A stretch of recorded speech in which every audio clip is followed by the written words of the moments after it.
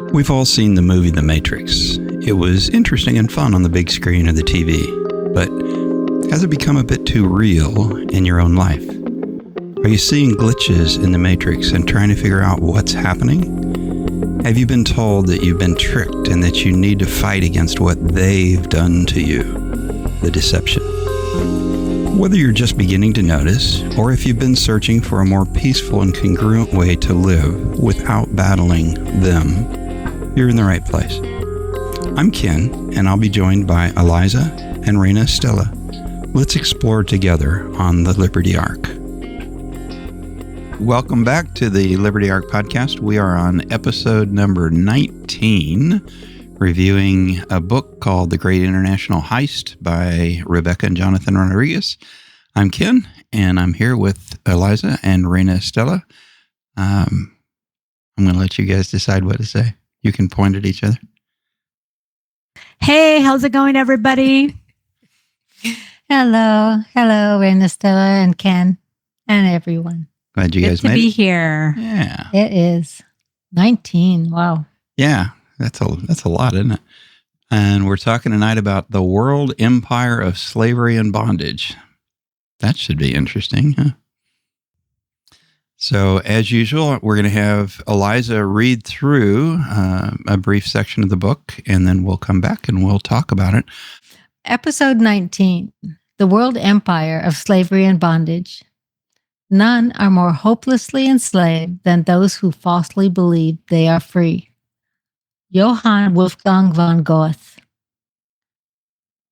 And then there was slavery. The purpose of this piece is to propose that slavery was never truly abolished, as we have been taught, but rather expanded, and like a dark specter, it slipped quietly into the shadowy background of our lives. This will not be an exhaustive expose connecting all of the overlapping events that eroded away our freedom. All that is truly necessary is that your heart and mind are satisfied with sufficient evidence to encourage you to stop giving away your vital life force to those artificial systems which do so much harm to our grand collective family. No one, in their right mind, would openly extol the virtues of being a slave. But many ignorantly do something very similar. Many speak of having rights, yet confuse rights for privileges and benefits. Stories abound on both mainstream and alternative media of individuals and groups demanding their freedom while they engage in activities that reveal they would much rather have someone else make decisions for them. How did the mind of the collective human family reach this dismal point? Struggling to make clear distinctions between freedom and slavery, rights and benefits. The answer is multifaceted and intricate. It is achieved through the manipulation of language and a long con, a scheme of gradualism. Individual liberties have been eroded over generations, creating a false belief within the subconscious that security is far more valuable than freedom. This process happens so slowly that each consecutive generation is conditioned with the defeatist attitude. This is just how things are. And the accompanying belief, it is too complex of a problem. We hope, what hope is there of understanding it, let alone resolving it? The solution is never outside of oneself. It is only found inside. It may seem like an overly simplistic pipe dream, but it is the beginning point of every transformation. Change always occurs first from an inner and abstract position, and only later manifests into an outer physical change. Great things are not done by impulse, but by a series of small things brought together. Vincent van Gogh. Do not despise small beginnings, for the Lord rejoices to see the work begin. Zechariah 4:10.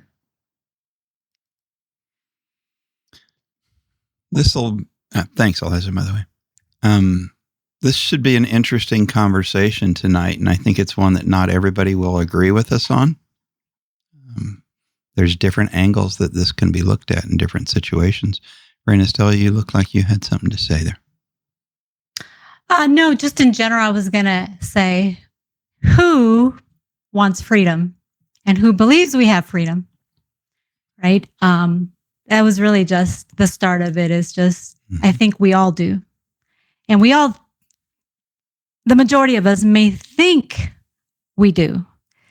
And that's where I think it gets a little complex. And hopefully with our discussion tonight, we can, definitely help out ourselves and then help the people listening. It's a big topic. Yeah, the rights versus benefits thing is going to be a key component of that.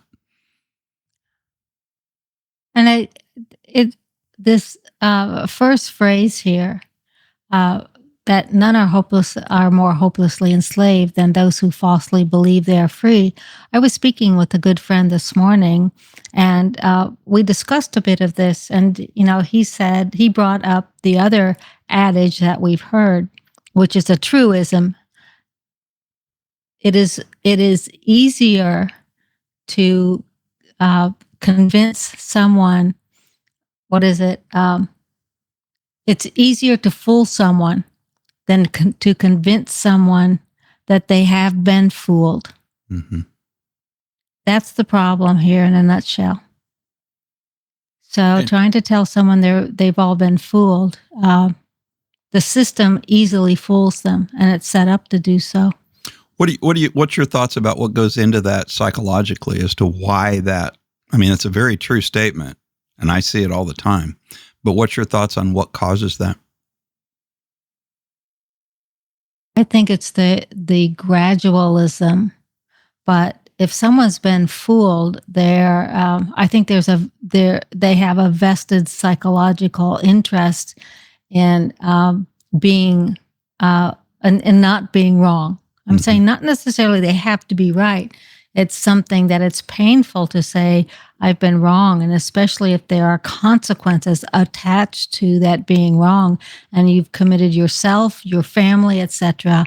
How do you unravel that? And then it's not only the pain of it, but then the complexity of where to start. Mm-hmm. And I just feel it goes back to what we've discussed in the past episodes, where all our life we've been told that we are free, right? Especially here in this country. And just listening to it, we're free, we're free, we're free. I mean, like, that's what we believe, right? Because of it being said so often to us. And then we never really took the time, because we just thought that is the way it is, or that is, they're saying it so often to us that, we start believing it, and we have believed it. So I think it's definitely going back to that manipulation and repetitiveness, and that we hear it all the time, but never took the time to really dig into it. I mean, we never really took the time to even know the definition of how is it we are free. We've been told, we've been free. Like, what does that really mean? And then it ends up being that very few of us are, right? Because we all depend on a lot of what's out there. It's until we wake up and we start researching that we're truly not free. And that's what helps us become aware and helps us start waking up and doing the research. But I really feel like it's definitely engraved in us from day one. Yeah, the gradualism is really, really, really important, I think. my dad was born in 1917 and my mom was born in 1926. So that was before 1933 when a lot of things changed and the New Deal came in. And so he lived through the Depression, and he was, 20, a little over 20 in 1929.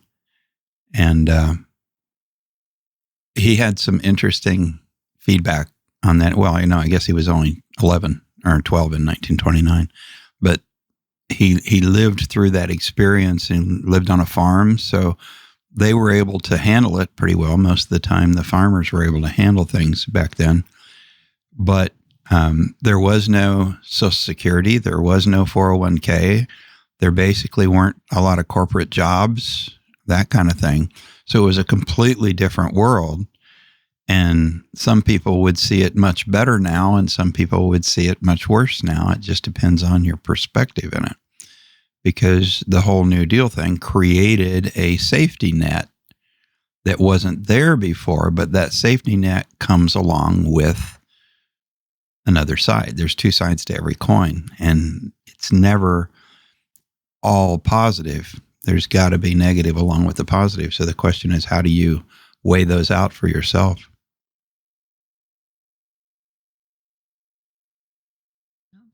And the words safety net versus socialism, it's called Social Security. It was the beginning of a very large construct of socialism where we've ended up now. But they didn't they'll tell you we're not living in a socialistic country. Oh, of course they But everything about it is socialistic. So, when you really understand it, but everybody's been conned into thinking, oh no, this is just safety for you. So Ken, using the example of your parents, that it didn't exist, then your generation comes in. How do you feel like your parents transitioned from not having it, right? And then now it's being implemented.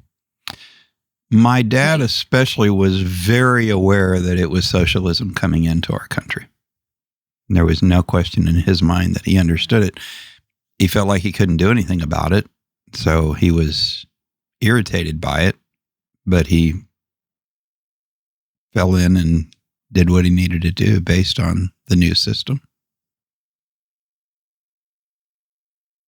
Because we're getting to a point today of entering something new that's being brought to us. So, how can we, utilize having, let's say, your parents' experience, your dad's experience, entering into this, and him knowing, right, to prepare also for what we're about to enter in the next several years? It's a really, really, really good question.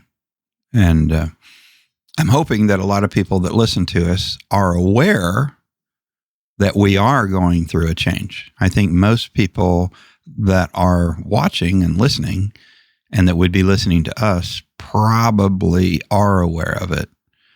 So I'm going to make that assumption. I think the masses probably are not aware of it.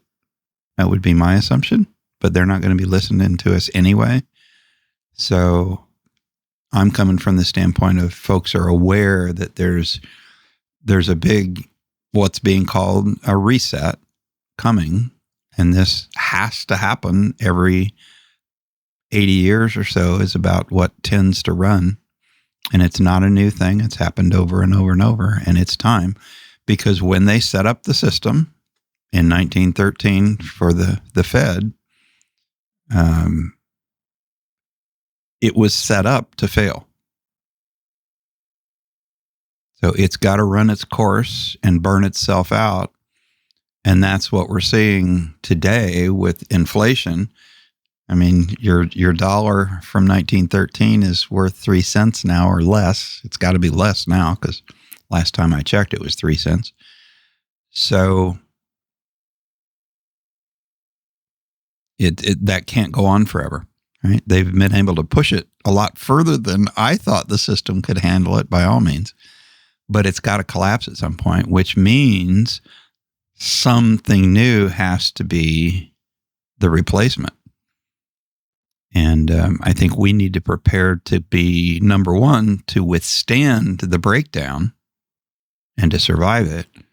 And then number two, to assist in the creation of whatever comes after it, because the system will create its own thing, and we're either going to accept it or we aren't. And I'm not trying to get ahead, to talk about today, because I know we're talking about history and how we all, have got pretty much where we're at now, where in the past we have thought that we are, we have freedom and so forth. But with what's coming our way very soon, it falls along the same lines. I'm sure that your father or your dad was maybe thinking or going through, your mom and dad, which is relatable to freedom, finances, political, and even spiritual, right? And I think we're in the same place today. I almost feel like there's more intensity today just because of all of the info we do have in our hands that your dad and your mom possibly did not. So there's more intensity now, but it's the same. I feel like it's the same exact thing that they were going through in those realms that I just mentioned. Mm-hmm. So, I mean, we can relate it, is what I'm saying. We can relate it as we talk through history to get us to where we're at today and prepare. And, we're talking about socialism versus security. I talk about a gradual system. It's been a system of gradually literally siphoning the energy and the freedoms from the people. And I use that term people, men and women, that's what it's been, but they have to do it slowly. They can't, we talk about building the cage, whether it's a digital cage or whatever we want to call it, but it has to be gradual, because if it happens too fast, people would notice and notice that perhaps it's not such a complex system after all, but that they have a say in the whole thing. So that's where we're at, and that's the reason we're discussing this. I'm going to go to the next screen because we're pretty much talking about this now. You want to read that one, Eliza, just so we can kind of update where we're at on this? Yes, you're right. We were going, right into this, and then there was slavery. The purpose of this piece is to propose that slavery was never truly abolished as we have been taught, but rather it expanded. And like a dark specter, it slipped quietly into the shadowy background of our lives. So it became less obvious. It's not in the same form it was in before, but it's still there. It gave everyone an equal right to be converted into something that the system could use. That's what it gave. Mm-hmm. Now, the difference, though, today, that there's a lot of noise and a lot of talk, and it's being loudly spoken about. There's a difference there. Define that a little better for me. Well, if this was, as we're talking about the specific, that it was abolished, right? But expanded in like a dark specter, quietly, shadowy, right? Like quietly.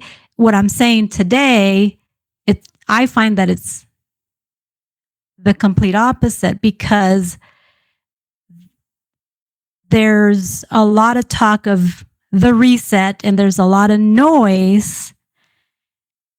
Their purpose of continuing control, enslavement, and so forth is a lot louder today than back in the I'm 41 I'm looking at it in a different way. I mean, I'm going back to when I'm talking about slavery, I'm talking about way back slavery, when you had chains on you and you had an owner and that kind of thing, right? Mhm. That was a lot more obvious, and I would call that loud. And now it's hidden and quiet, the actual slavery component of it. That's why people aren't even aware they're slaves. Back in the day, everybody that was a slave knew they were a slave. It was really clear. Now people are slaves, but they don't have chains on their arms. They think they're free, but they're really not. I think what you're talking about more is the noise with the reset rather than the slavery. So the new component. enslavement, yes. So a lot of people, so yes, I'm thinking more so like you explained. So way back when slavery, it was loud, Mhm. right? Mm-hmm. You can see it. Mm-hmm. Then the time period of your mom and dad, Mm-hmm. right? Mhm. And now we're talking also today, right? Which what I'm saying is, so there's like 3 time periods that we can glance at. And what I'm saying is, with so many people having the information, so many people have woken up, they're awake. It's very loud today. If people choose to ignore it, then yes, it'll be quietly into the shadowy background if they ignore it. So the period of your mom and dad, I feel like then also it was quietly and a lot more quiet, just because there was a lot less information in their hands compared to today. As we talk through these episodes, as we've been mentioning, it's really important that once you have this info, don't ignore it. Continue researching, because there is a lot of information and there's a lot of data in our hands to make sure that that new reset or system does not get slipped in quietly, into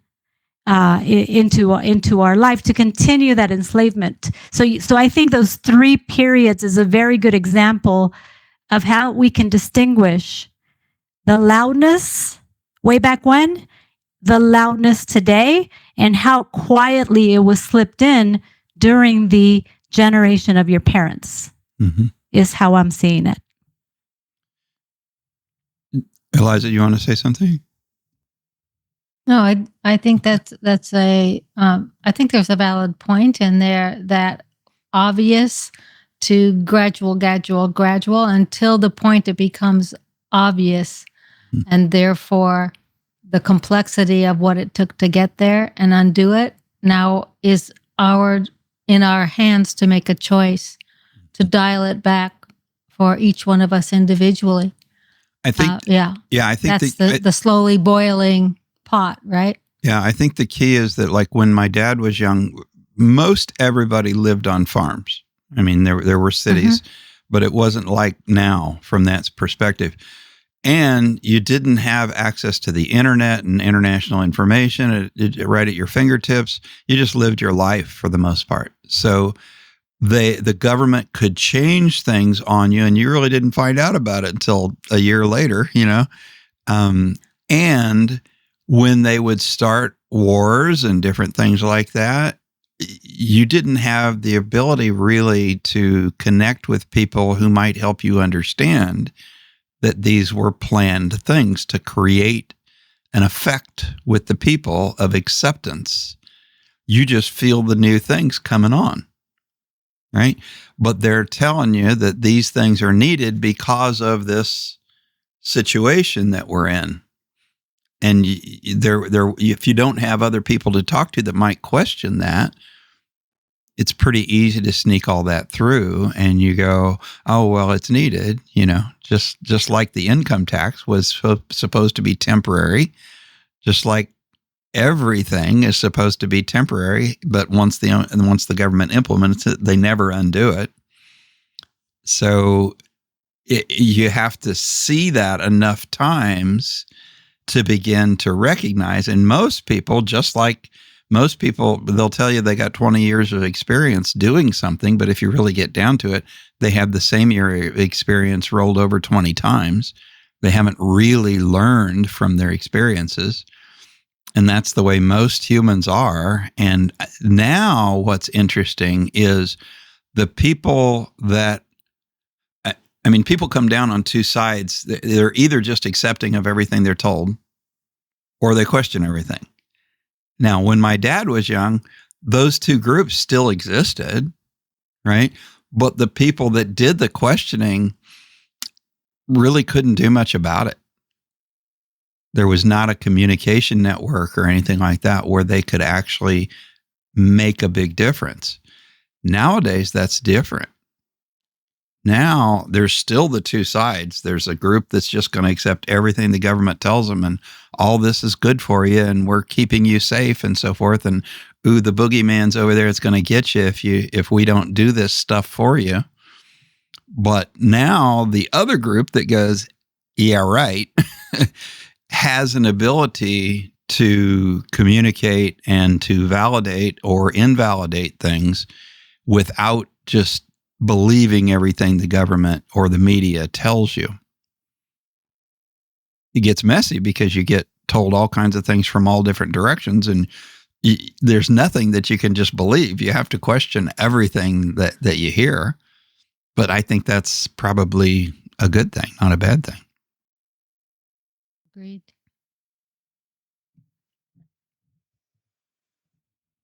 So I'm going to go on to the next page.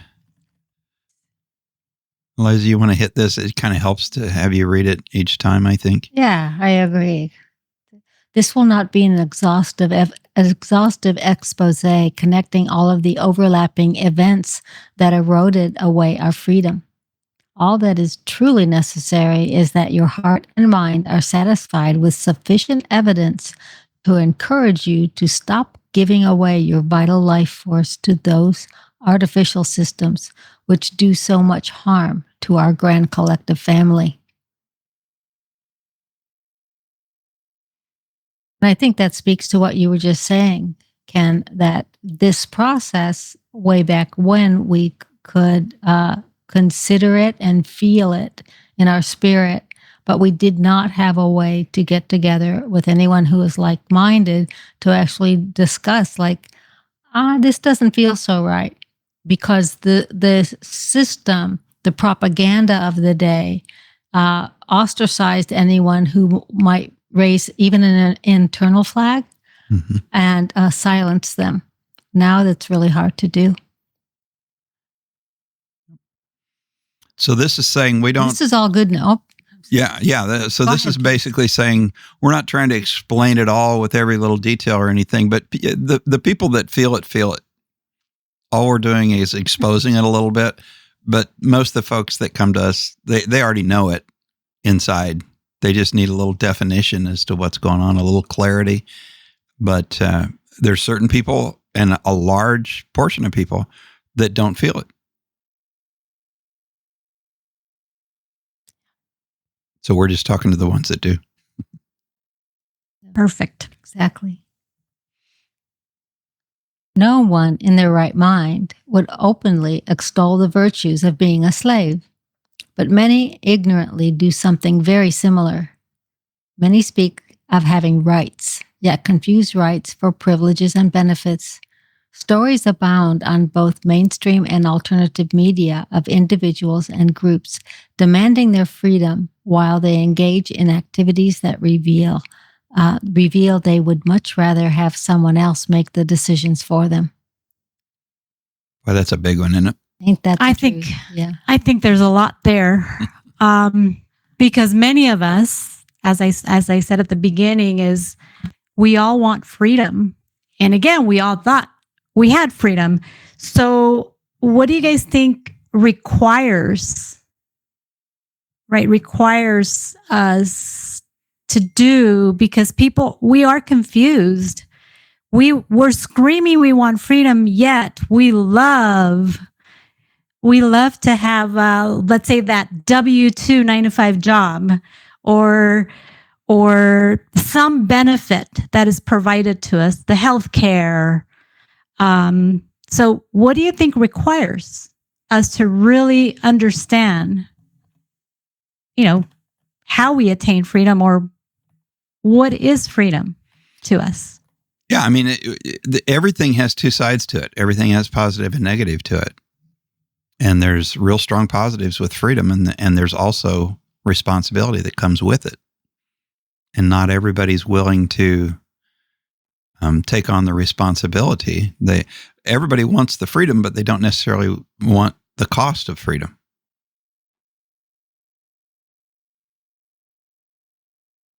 And I almost feel like that's also part of the intention, that the things that they do intentionally too is for us to, like, a problem is created as an example, and then we end up raising our hand for help, right? Help us, right? So again, I think it's a really good slide to really break down and help us understand what it requires to really start there or get there.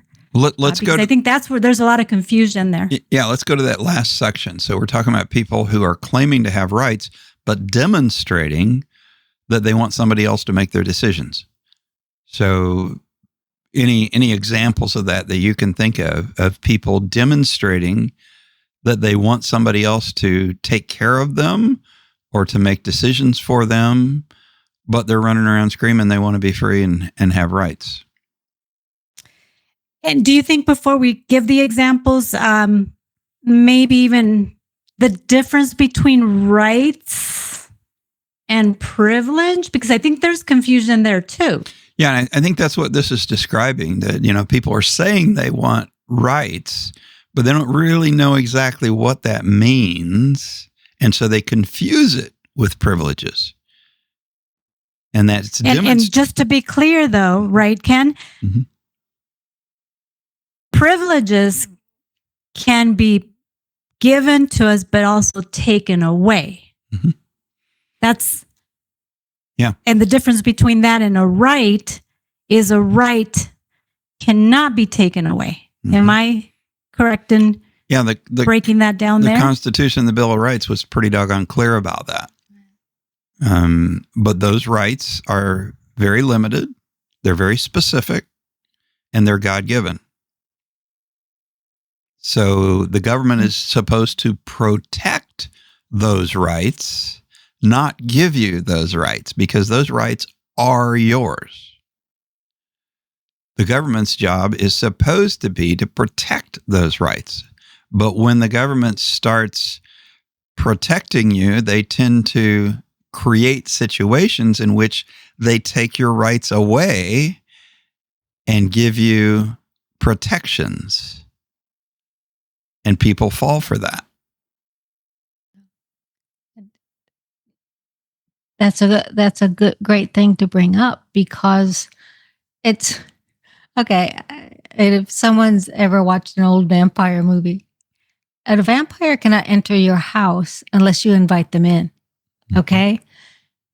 The government cannot take away your rights unless you trade them willingly, some sort of hidden contract, for the benefits and privileges. And that's what we've done. So things like, what's one thing, no matter what somebody feels, but a big issue today are digital IDs. Okay? The convenience of it, the protection of it, it's for your security and safety, for your convenience. We trade the right to travel freely, whatever it is, go shopping and, pay with lawful money. But we trade that in order for the convenience or the quote unquote safety and security. But we have to willingly trade it. But it is a sneaky system, and therefore the gradualism. Well, and the Constitution, the Bill of Rights give you the life, liberty, and pursuit of happiness, no? theoretically, which means you should have an opportunity to earn a living, I would think. Yeah. No? To benefit from your labor. But that didn't say anything about paying Social Security and all the stuff that comes out of your paycheck. Where did that come from? Right? Somehow we agreed to it. We don't realize it. But it is also that when we're saying a right, we have the right to dial things back that we have where we have unwittingly or through lack of disclosure contracted the big piece, and that's our light at the end of the tunnel out of all of this. It's like, where are we going with this podcast? Is that we can dial things back and reclaim what we have, voluntarily, seemingly involuntarily, but somehow voluntarily lost. And that's the good news. But you don't just do it without figuring out how to do it the right way. Got to figure out how to do it. There are it's not all doom and gloom, but there's some work. There are ramifications if it's not done properly. Mm-hmm. I think a good example that we can utilize could be, what impacts all of us, which would be the debt, right? The debt system where, if we have good credit, we can go and, buy $80,000 vehicle or a $750,000 one-bedroom house in California, right? So, that could be definitely an example of we're getting a benefit, but we're tying ourselves up forever with debt. Mm-hmm. The benefit that we get, is definitely. Would you guys see that's an example of what we're talking about? Is in exchange for that home, we're stuck for 30 years. And we're stuck within a system that's going to make sure that you can't get out of that, basically, right? Because again, the system was designed with that purpose to constantly cause the money supply to increase so that it constantly takes more money to pay for the same things that were there before. So, if the products increase along with the money supply, everything stays even. But that's not what happens, right? The money supply increases faster than the stuff that it's purchasing, which means now there's more money out there chasing the same goods. And so it keeps going up. So your life becomes worse every year, but the people that own stuff, the wealthy people that own assets, win when the prices increase on things. Normal people like us are not thrilled about inflation because we're looking at it's increasing our cost of staying alive. They look at it from the standpoint, because their cost of staying alive is such a small part of what they earn, that what really matters to them is the value of the assets keep going up dramatically more than their cost of staying alive. The people that don't have a lot of money and a lot of assets, the cost of living goes up way faster because they don't own a lot of assets that are increasing in value. So the old phrase is the rich get richer and the poor get poorer. Another day older and deeper in debt, right? And what happens to the people in the middle? They go down to the bottom layer, which is what I've watched throughout my life in the U.S. We used to have a middle class. We basically have no middle class anymore. I've lived in countries that Indonesia, for example, where you're either really incredibly freaking wealthy or you got nothing. There's really not a middle class. And we used to, when I grew up, like in the 60s and even into the 70s a little bit, we had a true middle class. And that was really, you could live nicely in the middle class. and have a life and enjoy it. But boy, about in the early 70s is when inflation went crazy and everything went the wrong direction and the middle class started disappearing. And the wealthy started getting incredibly more wealthy because the value of their assets was going up way faster in comparison to the cost of living of their experience. Because, this is what happens in third world countries too, where most of anything they earn goes to pure survival, food for the day. So they get up each morning and they got to figure out a way to buy food for that day. So if the price of food goes up, they're screwed really fast because they've got no assets that are increasing in value. All they've got is higher costs of trying to survive and make it to tomorrow. Boy, that feels real. Here, today, that exact example. And not only that, like just the way that the beautiful downtown cities, the larger cities, no longer. It's scary. Third world countries is really, So yeah, I mean, I've lived in. So that's actually. I've lived in third world countries that are better off than, our downtown cities scare me to death compared to many of the third world countries I've been in. It's crazy. Yeah. And then sticking to the slide here, another example also that, voting, right? Voting, we give pretty much, we want every 4 years, we want someone else making decisions for us and this and that. But at the end of the day, is there really a difference when we are voting, right? We believe that voting is going to make a difference after going through, daily talks on the media and the information being given to us day by day for the next 4 years. So we're ready to vote in 4 years. But is that really making a difference? Are we being programmed, right, with that information that's provided to us? We're here fighting and pulling our hair and calling each other names. And then we get to vote, but then we're again in the same, no matter which side wins, we're in the same place or worse.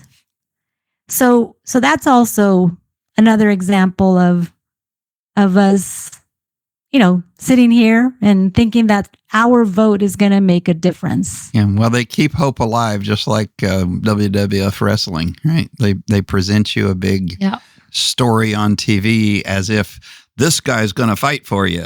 Well, until he gets in there and then he does exactly the same thing as everybody else has done. But he makes a lot of noise telling you he's fighting for you, even though he doesn't get anything accomplished that he said he was going to do. Because they're all controlled by the same place. It's all, even if you... I think it's part of that. Go ahead. Oh, no, go ahead. No, go ahead. It's just part of the PSYOP, the psychological operation. You hear the word PSYOP a lot. Voting keeps us busy and we're told that it makes a difference.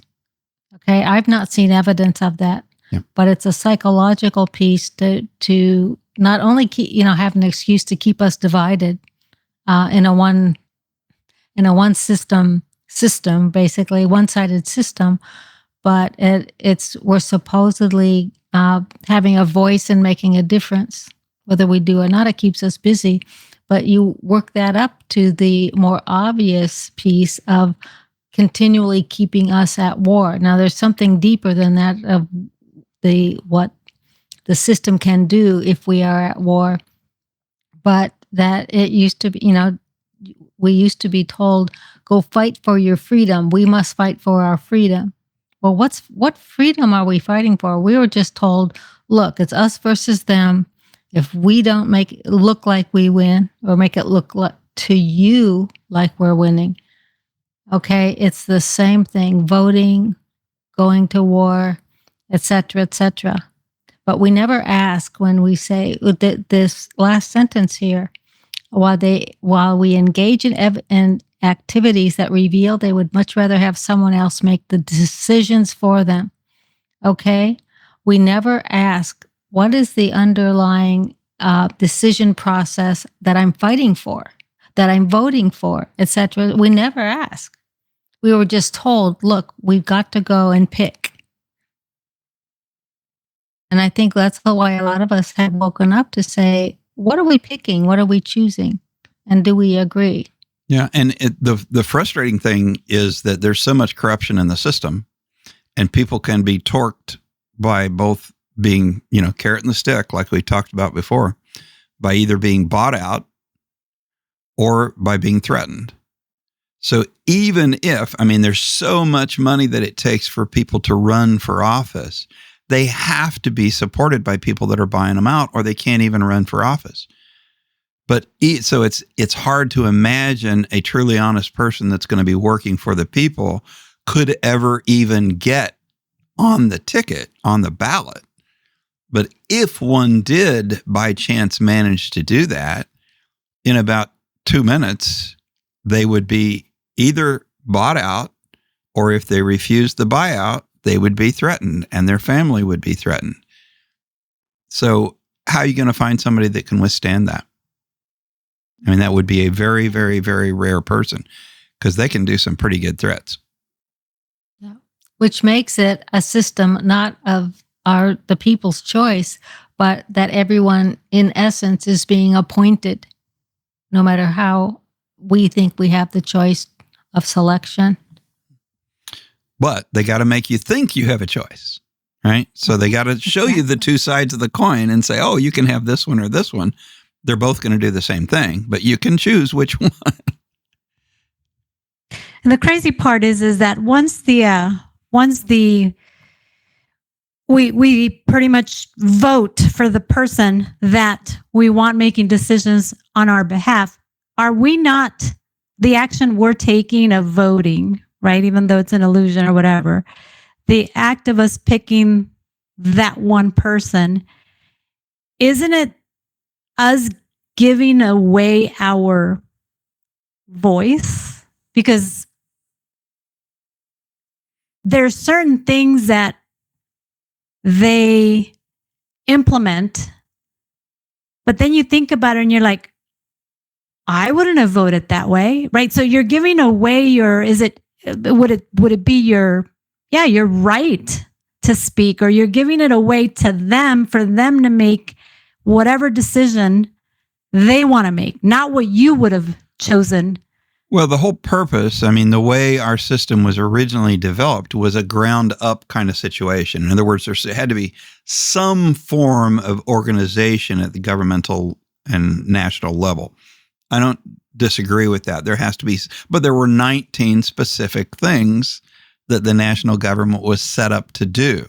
And they've gone way the heck beyond those 19 things. And that's where the problem is. It creeps, right? They add this, and then they add the next thing, and then they add the next thing. And they almost always use some form of crisis or emergency. And then they say, oh, well, we'll put in this layer of organization because of that crisis or emergency. And everybody They don't put it in, they sneak it in. Well, yes. many times they put it right in because the people are begging for it. Because there's a crisis or emergency and people want the government to give them security. So the government says, sure, I'll do that. And they create a new agency or organization, right?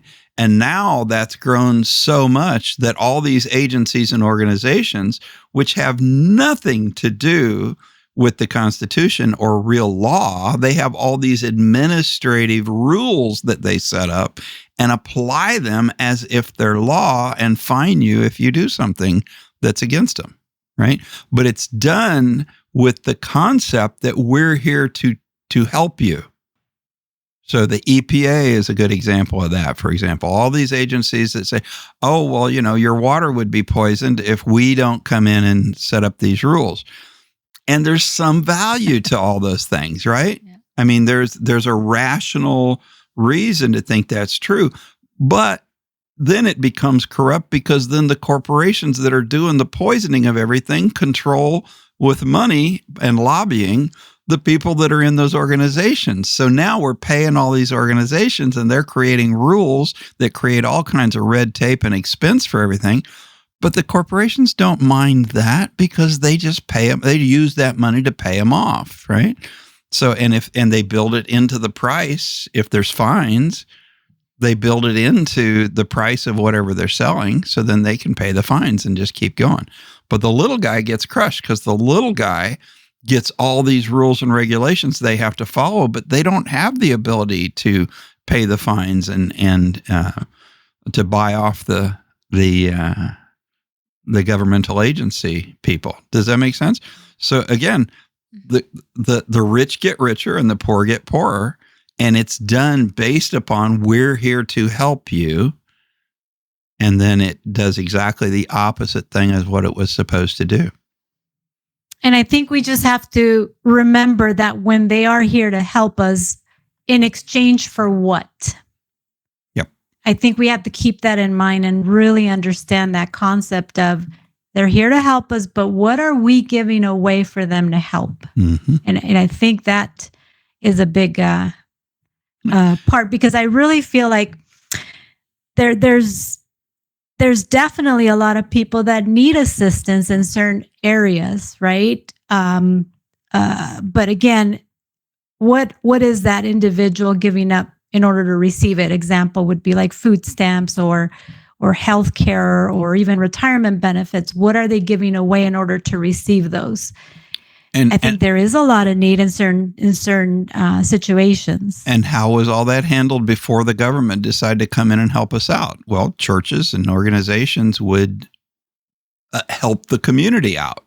So the community would give money to charities and the organizations and so forth. And the local people in that area who knew what was actually going on, the lower down it is to the local community, the more you can check and balance each other.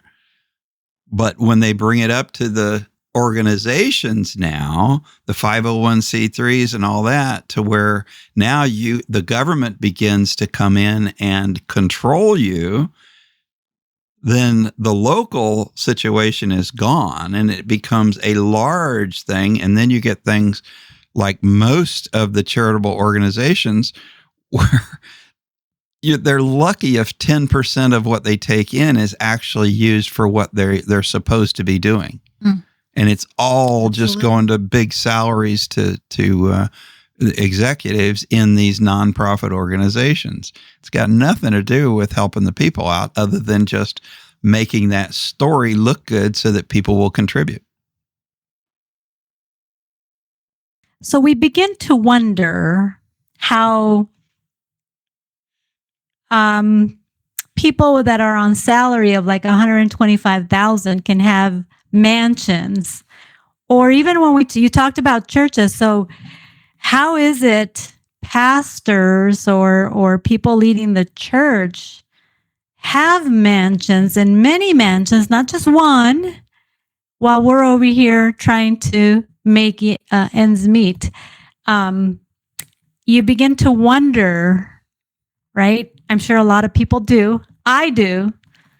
How that is done. How do they manage to live in such great communities, mansions, beautiful cars, not just for them, but for everybody in their family. Airplanes. And again, airplanes. It just, this is scratch your head, right? It does. But, this is where anybody would have to look into, a lot of time, undisclosed balance sheets. Mm. The salary may be $125,000, but you look at an expense, mansion, car, plane, everything. And so they are a nonprofit because their expenses versus their revenues equals, they have $10 at the end of the year and they pay tax on that $10. And then, well, they're a non-taxable entity.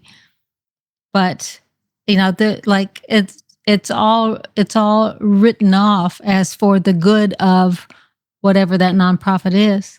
Or while it's ridiculous. While we get scrutinized. No, while we were over here, no, we need to make sure we give our 47%, we need to make sure we give our portion. We're over here concerned about making sure we give our portion to do our good deed and participate and make sure that they're building the roads and the bridges and keeping our downtowns looking beautiful.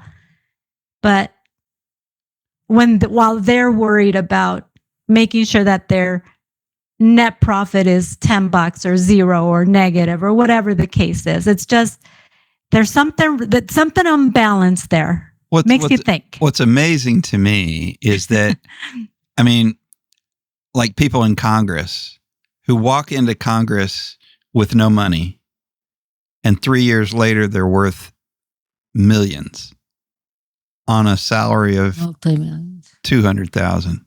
I mean, how difficult would that be to control if they wanted to control it? That would be so simple, it's not even funny. But they're all in on it, right? Because if you're in Congress, are you going to vote to not allow that? You're in the middle of getting it, right? It's the fox in the chicken house, right? It's just like trying to get them to vote for term limits. They're not going to vote for term limits. Yeah. They want to keep that gravy train going. Approving insider trading on the very legislation that they're legislating over. Crazy. Let's see what else. Oh, that the Social Security system and the benefits, etc.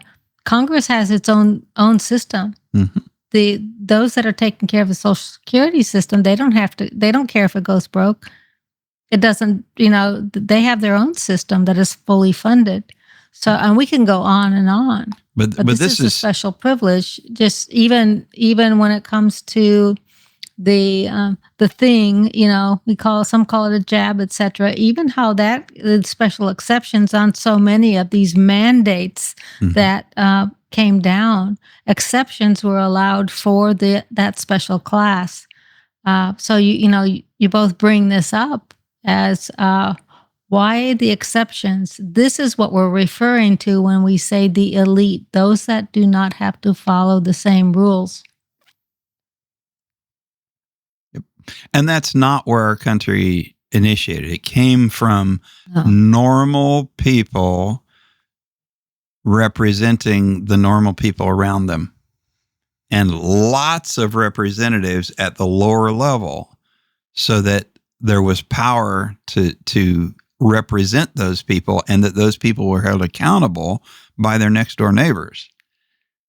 Right? But we don't know any of our congressmen or anything anymore. They don't have any accountability to us. They're living in a completely different world than we are. And they have no idea of our experience, and they really don't care because it's got nothing to do with them. That little thing called checks and balances, where is it? Yeah. Anywhere, including in the three branches of government. The checks and balances are not functioning. Absolutely. I mean, the very fact that on any level that a person could get hired in, get paid $130,000 a year or $170,000, whatever, and 3 years later be a multimillionaire. I mean, how hard do you have to think to realize they're doing something illegal, right? But they're being protected. They're just not being evaluated. And that should be so built into the system that that's not allowed and checked on. But who's going to vote that in? So again, we confuse rights for privileges and benefits. Those people that we're talking about that are in a complete different system where they're making the $200,000 or the $125,000. Here we've spoken about, stop listening to media or the news and this and that.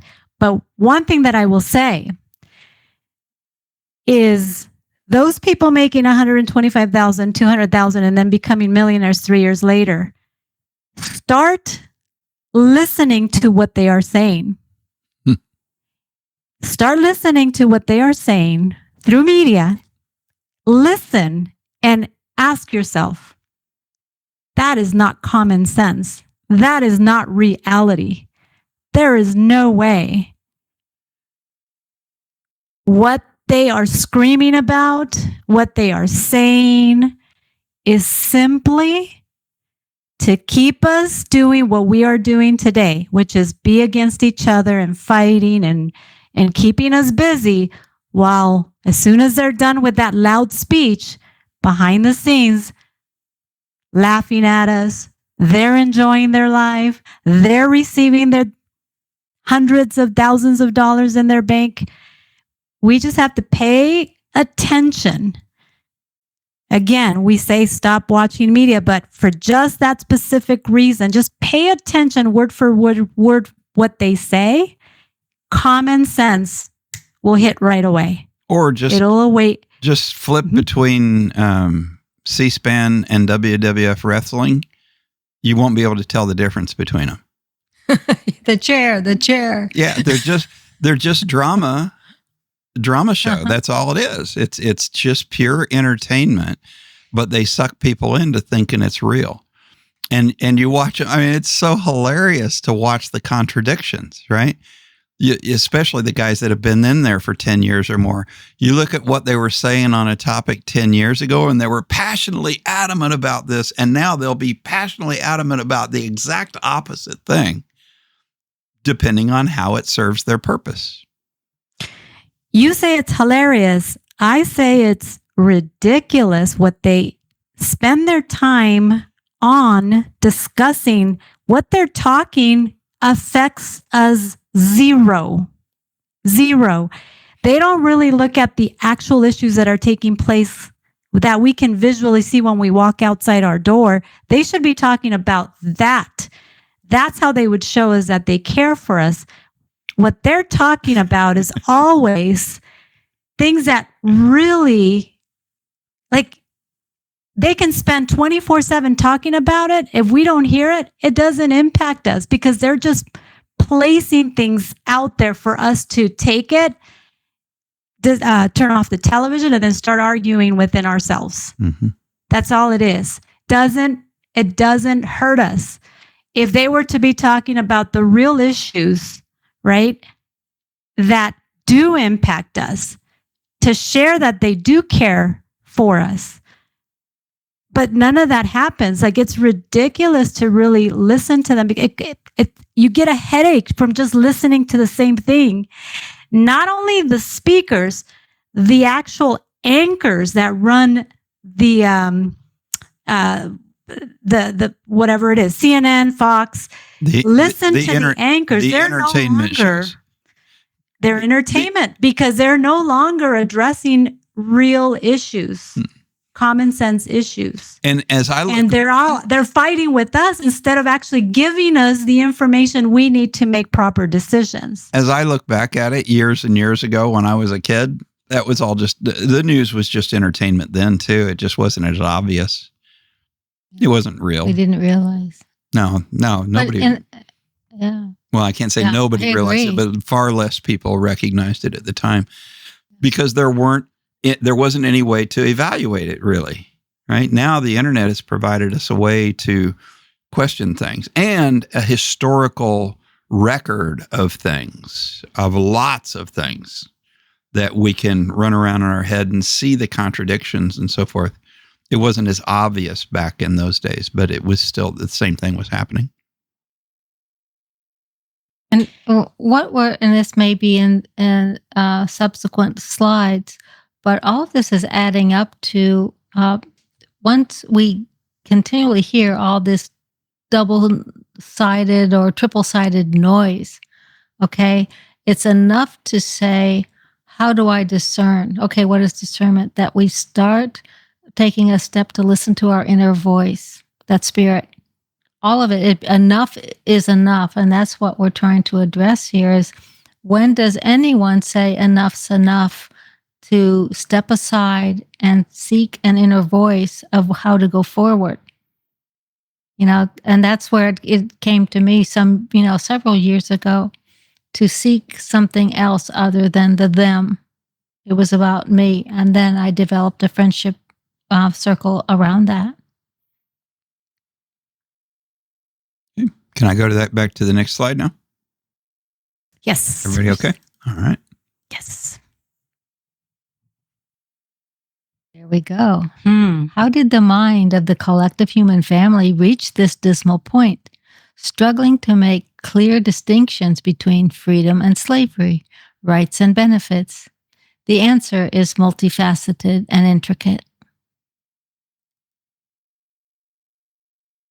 It is achieved through the manipulation of language and a long con, a scheme of gradualism. Individual liberties have been eroded over generations, creating a false belief within the subconscious that security is far more valuable than freedom. That's huge there, in my view. It's happened over a long time, but, there's an old phrase that, who was it? Patrick Henry said, "Give me liberty or give me death." Liberty and freedom doesn't hold that value to people anymore. They want stuff. And they want stuff. They want to feel safe. Mm-hmm. And they want it for free. Mm-hmm. And they want it for what they think is free. What they think is free. I laugh. I laugh in all of these, FBI, CIA, all these movies, when they're told, if anybody comes in here to say this is for your safety and security, run. Yep. Well, we did talk about the importance of meaning of words, right? So some of it the manipulation has been through language, right? So the meaning of words is a big deal as to how we got here. Is that, and of course the manipulation that we've spoken about in the past episodes as well, the many ways of how we got here. But and I think next week we'll be getting into more of the words and how the words have shifted over the years and been utilized to create that subconscious confusion, basically. But that security is far more valuable than freedom is very huge, and the government loves to use that. We're here to keep you safe, but we have to do this in order to keep you safe. And they utilize emergencies, real or fake,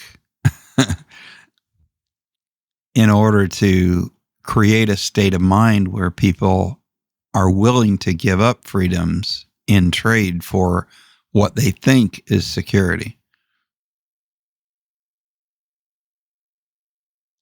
There's one particular event that's pretty clear where many, many, many freedoms got taken away as a result of a emergency situation. With the promise of this is for your safety and security. Mm-hmm. I just find it so insulting to all of us. If it's the same event you guys are talking about, how it's for our security, right, to get the jab, right? But to the point where they really thought that we are so, I'm sorry to say, but so dumb for them to offer us a hamburger and French fries in exchange for the jab. Like how low do they think we fell for it? How low they did, but that's what I mean. Is like it's insulting to even like every time I run into that post, it really, really triggers me just because like they really think that we are that dumb. But many people are. Here's a donut. Many people Well, are. let's think about it though. Is it that they fell for it because they were the government does think we are that low, that dumb. What I'm saying is to the point where people did exchange. Did that exchange? Is it their situation?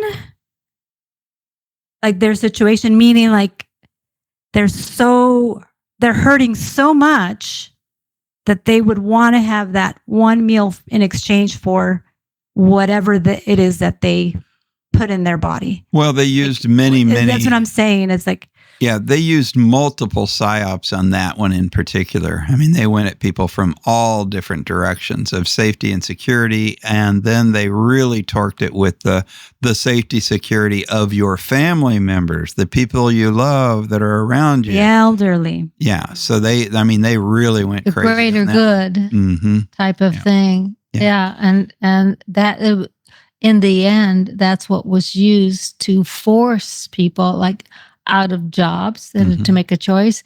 It was all about bringing in the greater good. Right. And that was the strong arming of society. And that's something that to be, if we want to have some fear of something, if we hear the words the greater good, that's explicitly saying the individual rights do not count. So pick your ears up on that kind of stuff and look a little bit, dig a little bit further as to what exactly is being done. At least that is a key phrase for me. Now, greater good is mentioned. Now, what I'm seeing happening, which I'm happy, but it's still a lot more needs to be done, is that they did get so over crazy on that one, right? That people that had not been able to see what was happening before began to recognize it. But now it's important for all of us, I think, to start reflecting back over past events, because this has happened over and over and over and over, but it wasn't so overtly stupid that people could rationalize, a large majority of the people could rationalize what the government was saying and think it was necessary. This one just got so crazy, it was just stupid right out front in your face. And if you couldn't see it, there's probably just no hope. You're probably just never going to see it. But once recognizing that, I think it's real important to look back, and you'll start seeing lots and lots of times that this has been done. This is not a new thing. It's what the government has done forever, and what any control system has done forever, even if it wasn't specifically a government or, our government in particular. It's been used forever because it works. And I think this is one situation where, the saying, it's easier to fool someone than to convince someone that they have been fooled, that they were fooled. And because it became so obvious, it was easier to start the conversation, to gain some, some agreement that, look, we've been fooled here. Okay. And then now what's the bigger picture on the fooling? So I think that's an excellent point that it brings up. It opens the eyes to a lot more than just the one thing. I'm going to go on to the next one, because that's when we start trying to figure out what do we do about this. Is there hope? Yeah, very impactful, that event for sure. Mm-hmm. So the solution is never outside of oneself. It is only found inside. It may seem like an overly simplistic pipe dream, but it is the beginning point of every transformation. Change always occurs first from an inner and abstract position, and only later manifests into an outer physical change. So it starts with us, within us. It starts within us. And I think that's where I have always had the confusion of how can one person make a change, but it is, I have come to the understanding of, it starts with us transforming and understanding. And then from there, you can expand and help other people as well. So it definitely, that transformation begins with us. And yes, one person can make a huge difference. Yeah. And transformation is not a struggle situation. And I think most people confuse the whole process of change. I mean, if you're trying to force somebody out there to change, that's a struggle. You don't have control over what they do or what they don't do. but you should have total control over your own change. And I guess it's like the common thing we do is like we're quick to judge someone or comment or criticize someone, but first look at yourself before you start criticizing someone else, which is very common, right? It's natural in us humans that we look and then we start criticizing them, but then wait a minute, I'm overweight too. I should maybe look at myself first and fix myself before I can have the permission to criticize that person. And what good does it do to criticize? Usually whoever you're criticizing just gets stronger in their own belief in and they reinforce their own thoughts if you try to criticize them. But if they see something in you that they want, that's different. So modeling, what was it? Gandhi was the old be the change you want to see thing. I had a lady who I saw interactions with her and her kid, and she asked me one day, how do I get my kid to calm down? I said, might want to work on yourself calming down and get your emotions under control if you want your kid to get their emotions under control, because the kid's modeling after you. The other thing is it's easier if you have a friend or have someone you know versus challenging specific issues. Just have a conversation of how do you feel about what's going on and all the infighting, this versus that. How is your sense of peace about today's world? And have that be the inside piece being the starting point of the conversation versus all of the exterior stuff happening. And you may find some common ground, but at least you'll have a loving conversation. I'm going to actually share something very quickly that might help with this transformation, that it does begin with your inner self. My granddaughter's 18 months. We took her to the park, and she's very interactive. But there was this little girl who was probably 5 years of age.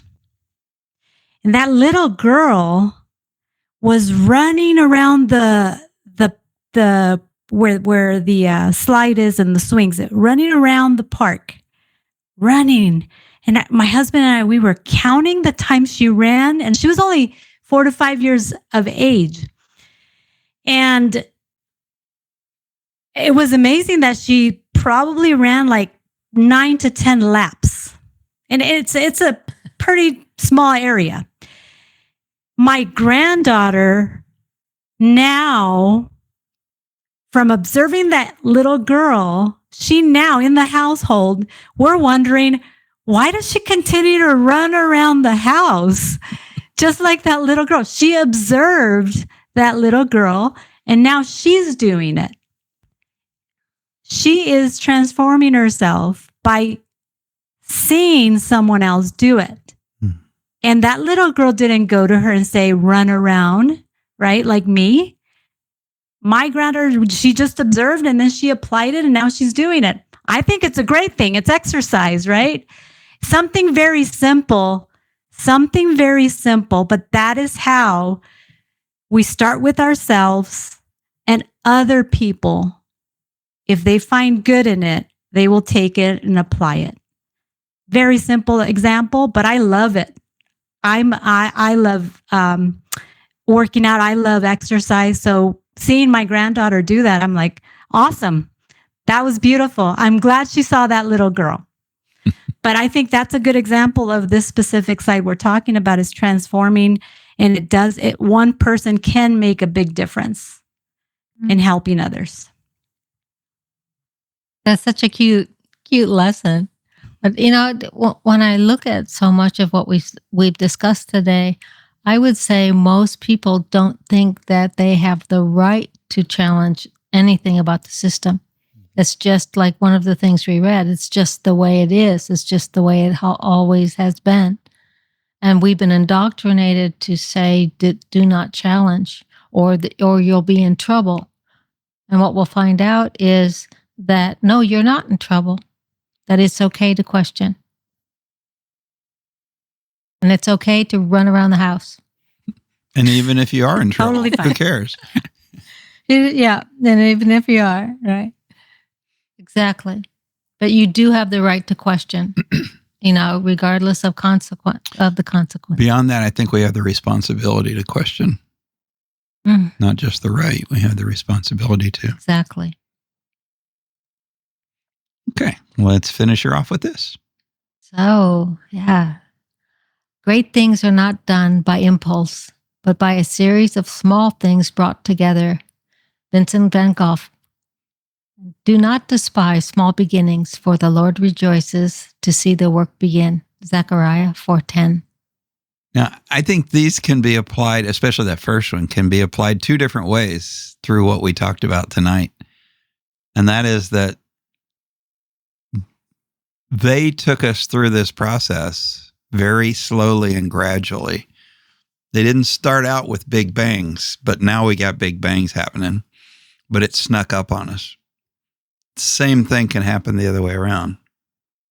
We can start small and create big things, but not through battling, not through screaming, through being, changing on the inside, reflecting out, and understanding, as we use the phrase a lot, who we actually are, which is not what they tell us that we are, and really knowing that from the inside out.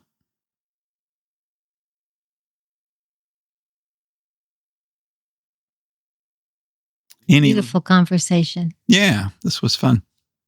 I would love to share something before we end, if it's okay. Eliza, do you have anything? No. If you have anything, Please go ahead. I want to end it with, as I was researching what we were going to discuss today, I shared this with my family, and I want to share it with you all.